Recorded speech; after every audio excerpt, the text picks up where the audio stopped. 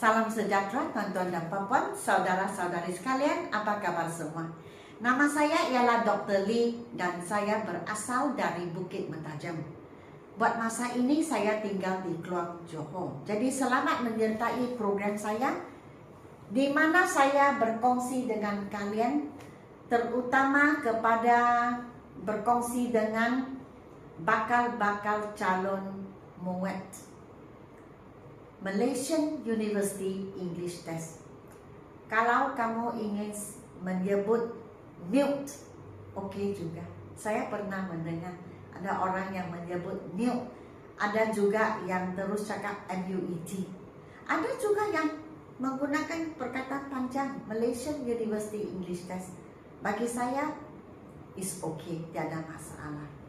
Jadi ini adalah saya pun sudah sampai ke penghabisan.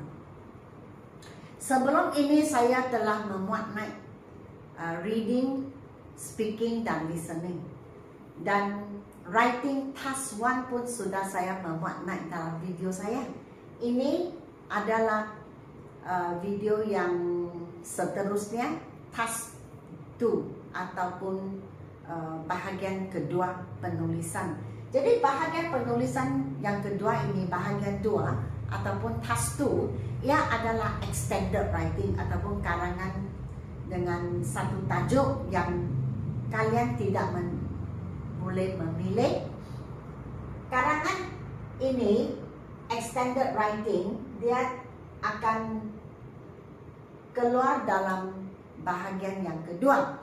Jadi writing test ini adalah kertas 800 palang 4. Kalian dicadangkan untuk menggunakan 50 minit untuk menghabiskan karangan ini. 60 markah diberi jikalau kalian mendapat markah penuh, dan kalian dikehendaki menulis karangan ini dengan sekurang-kurangnya 250 patah perkataan. Jadi jangan tulis kurang daripada itu sebab kamu akan hilang pemarkahan untuk bahagian isi. Isi tidak cukup. Dan kalian boleh tulis lebih daripada 250, mungkin 280 ataupun 300 patah perkataan. Saya rasa okey. Yang penting kita boleh menulis dalam masa yang ditetapkan. Jangan tulis sehingga masa sudah sampai dan kita belum membuat kesimpulan, itu sudah tidak baiklah. Baik. Sekarang saya akan terangkan, okey, formatnya. Dan video yang seterusnya saya akan tunjukkan bagaimana menulis dengan memberi contoh. Jadi soalan tajuk sudah diberi, contohnya pollution. Pollution is detrimental to our health. Or pollution is harmful to our health. So in your opinion, what are the ways we can prevent pollution from happening, from occurring in our country? Jadi contohnya tajuk itu. Jadi bagaimana kita tulis pembukaan ataupun pendahuluan. English kita panggil introduction. So karangan penuh mesti ada introduction, iaitu pengenalan, the body, maksudnya isi, okay, the content, dan conclusion. Conclusion itu kita tahu kesimpulan. Jadi body ini kita 3 hingga 4 konten dicadangkan, content points. Alright. So introduction. Introduction kita boleh tulis dalam 4 ayat, atau kurang daripada itu pun boleh juga. Maksudnya kita ada pendirian, sama ada kita bersetuju atau tidak, dan yang penting mesti ada thesis statement. 2 ayat pun okey. Tapi saya rasa 4 atau 5 ayat itu lagi okey, Tapi jangan terlalu lebih daripada itu, jangan terlalu panjang. So kita bermula ayat pertama itu dengan hook. Jadi apa itu hook? Hook ialah attraction. Hook ialah 1 atau 2 ayat yang boleh menarik perhatian pembaca. Contohnya, what is pollution? Kita mula dengan soalan.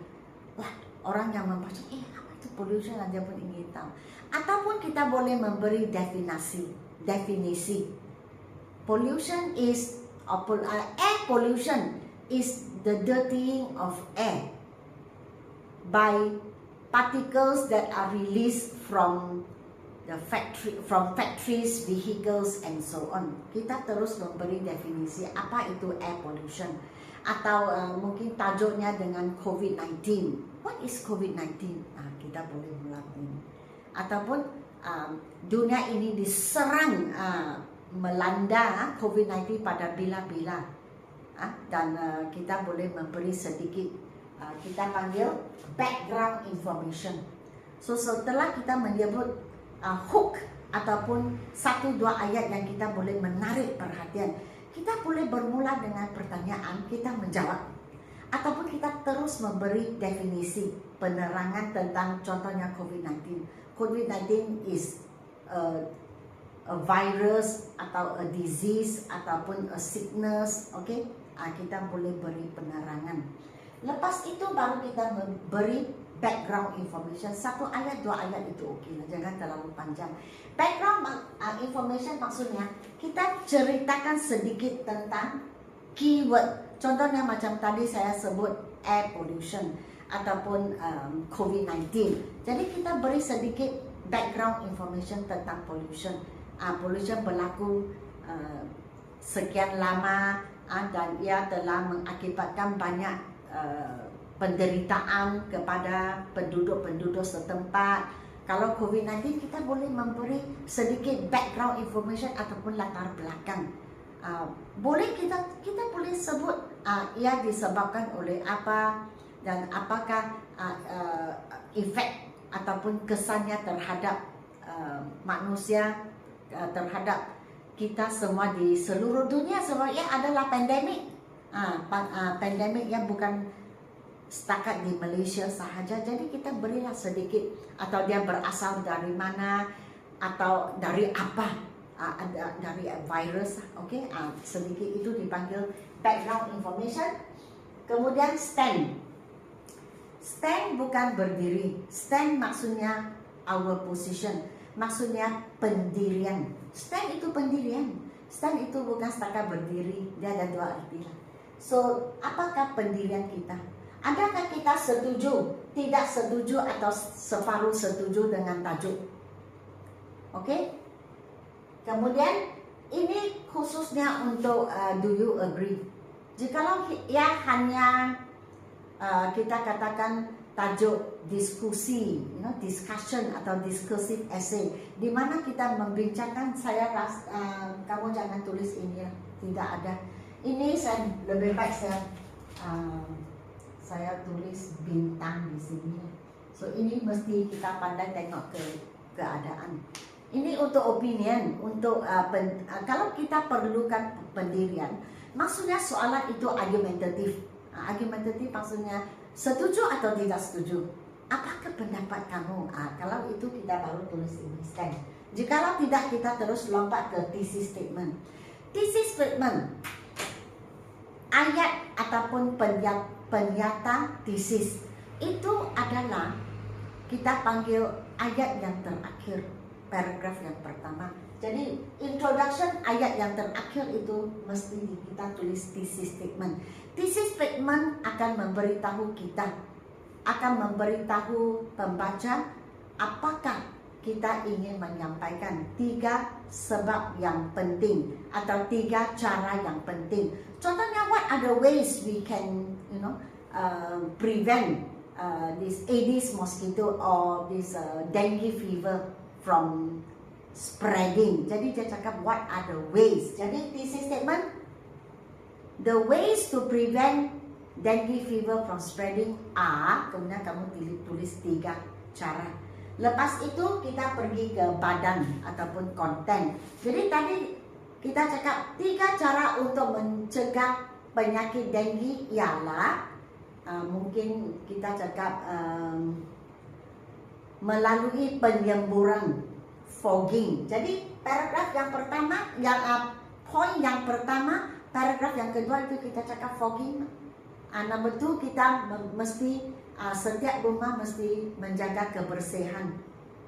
Tidak boleh ada air bertakung. Ini cara yang kedua. Maka cara kedua itu ialah paragraf yang ketiga ataupun konten poin yang kedua begitu. And then thesis statement mungkin lagi satu cara kita boleh mengelakkan daripada dilanda penyakit demam denggi 3 kan. So mungkin peranan media massa dalam and the media. Cara yang ketiga the media atau pihak sekolah. So media itu kita tahulah memberi kesedaran. Jadi media itu adalah di sini and the media. Jadi media itu adalah cara yang ketiga. Jadi ia akan untuk kita waktu kita tulis 3 konten point ya, kita 3 hujah yang terakhir itu ialah media massa. Jadi kita cakaplah tentang media massa peranannya. So kita mula dengan firstly. Ini dipanggil topic sentence. Topic sentence ialah hujah utama. So kita cakap firstly,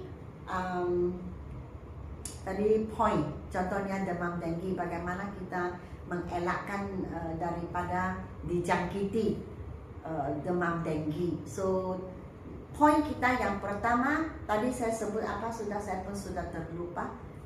Kita berilah topik sentence-nya.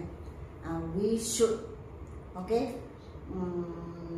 Saya sudah lupa. So mungkin kita boleh cakap media masalah contohnya. So we should the mass media should apa-apalah. Kemudian support topik sentence, beri sebab. Apakah sebabnya kita mesti buat ini? Jadi ini support ini dengan memberi sebab. Selepas kita memberi sebab, kita memberi contoh. Tapi bukan contoh sembarangan, contoh yang related, contoh yang berhubung dengan ini 2. Lepas itu baru kita beri concluding sentence. Concluding sentence artinya ayat yang terakhir di mana kita memberi satu konklusi ataupun kesimpulan kecil. Okay? A small conclusion. Dalam badan kita, konten, kita boleh juga gunakan if. Okay? Jikalau kita buat begitu, if we keep, contohnya yang pertama kita mesti menjaga alam sekitar supaya sentiasa bersih. So we must keep our surroundings clean. So kita boleh juga selitkan satu ayat. Jikalau alam sekitar bersih, nyamuk Aedes tidak akan membiak. So if we keep our surroundings clean, the Aedes mosquito will not breed.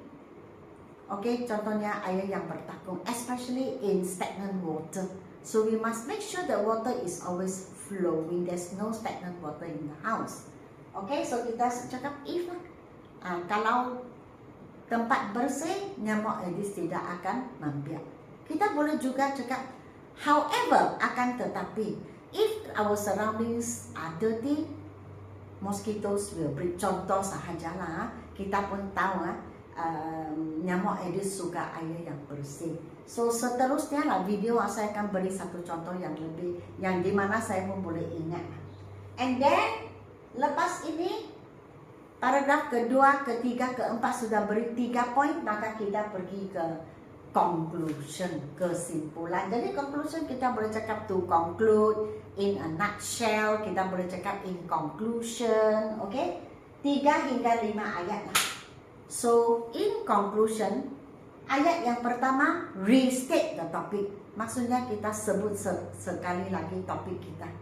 Okay, contohnya air pollution has harmful effects on our health. Contoh, and then kita boleh juga, saya tulis stroke. Kita boleh juga cakap sebabnya kita, topik dan mengapa.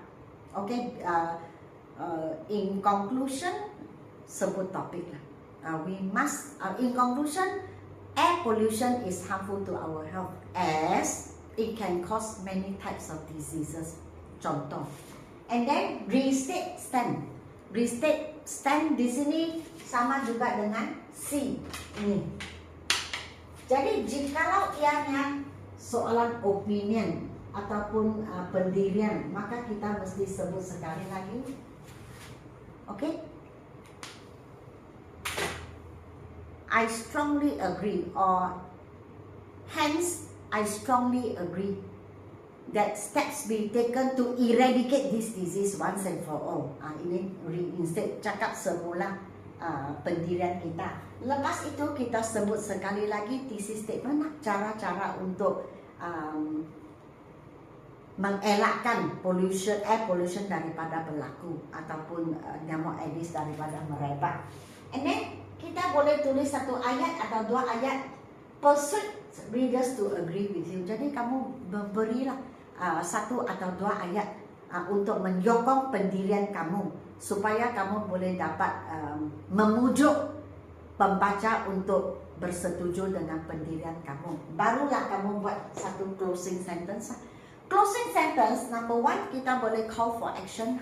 Jadi kita call for action maksudnya